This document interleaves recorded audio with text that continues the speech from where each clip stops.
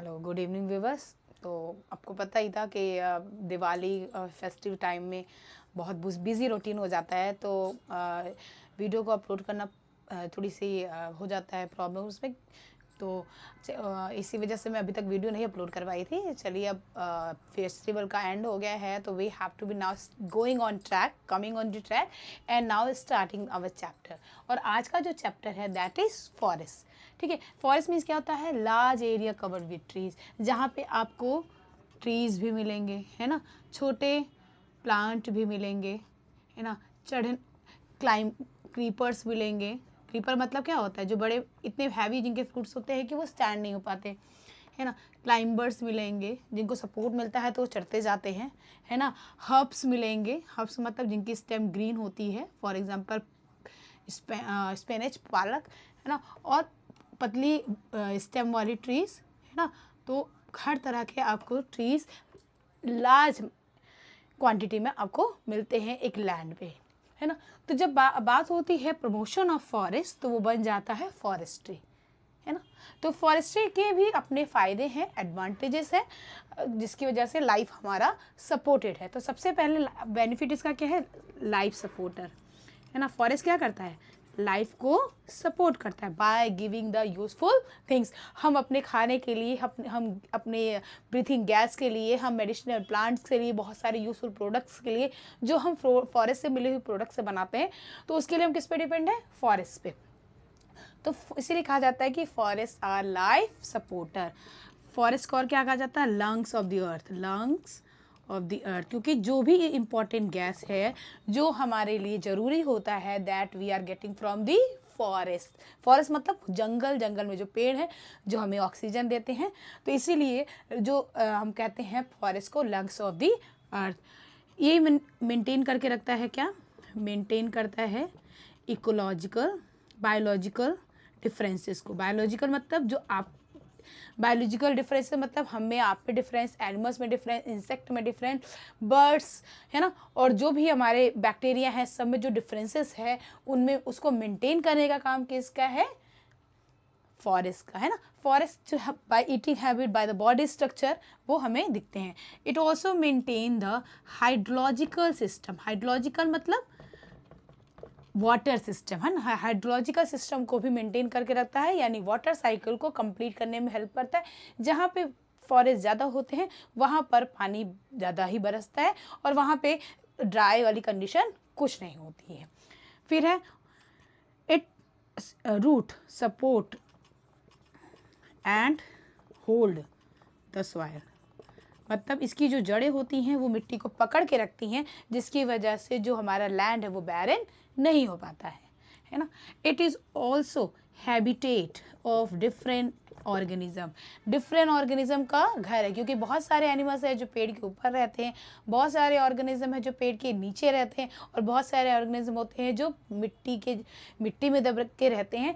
तो हैबिटेट मतलब क्या होता है? Living area. तो फॉरेस्ट जो है बहुत सारे एनिमल्स को हैबिटेट प्रोवाइड करता है ना।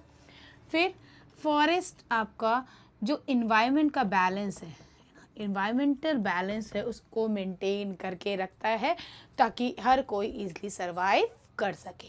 बहुत सारी यूज़फुल चीज़ें हैं, है ना। बाढ़ को रोकता है, उस जगह में देखिए आप सूखा नहीं आता है। जिस जगह पे फॉरेस्ट ज़्यादा होते हैं वहाँ ईजिली रेनफॉल होता है ना। बहुत सारी यूज़फुल चीज़ें हमें फॉरेस्ट से मिलती है। तो हम ये हैं। और आप देखो कई सारे जो टिम्बर्स हैं, ये सब हमें कहाँ से मिलते हैं? Because of forest.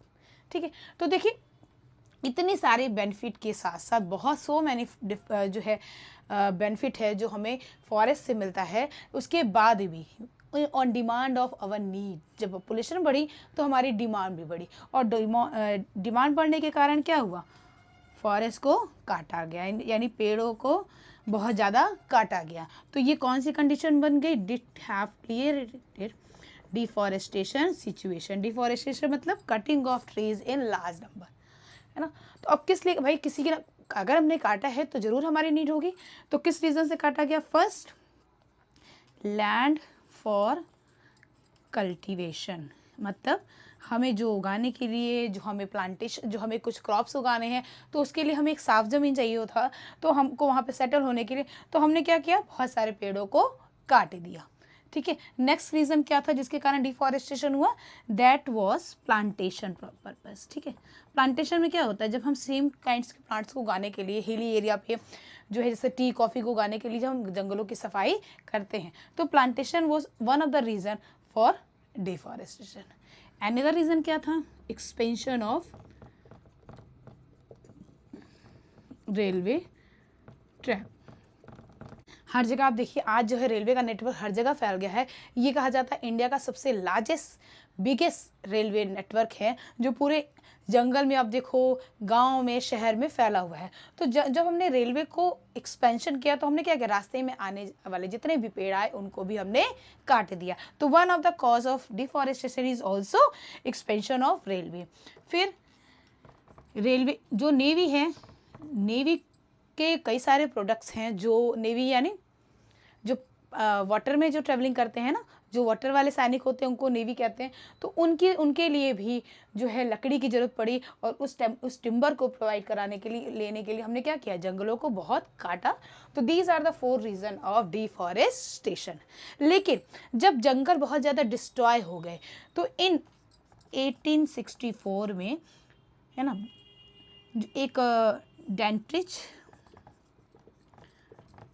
ब्रांडिल्स करके एक गवर्नमेंट थे और ब्रिटिश के एक गवर्नमेंट थे, जिन्होंने ये रियलाइज़ किया कि हमने बहुत ही जंगल का नुकसान कर दिया।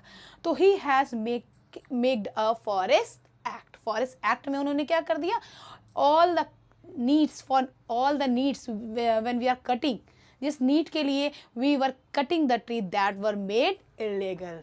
मोस्टली जो ट्रिबल्स एरिया के लोग थे वही ज़्यादा ट्री काटते, क्योंकि हर चीज़ों के लिए वो फॉरेस्ट पे डिपेंड थे।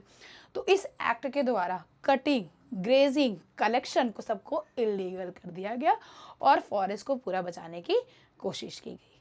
ठीक है, तो आज के लिए मैं जो है कौन सा एक्ट बना गया, फॉरेस्ट एक्ट। ठीक है, फॉर सेफ्टी ऑफ ट्री, क्योंकि हमें जब जंगल हमने बहुत ज़्यादा ख़त्म कर दिया, है ना। तो आज के लिए मैं अपना वीडियो यहीं फिनिश करती हूँ। If you like my video please like, share and subscribe me. Thank you.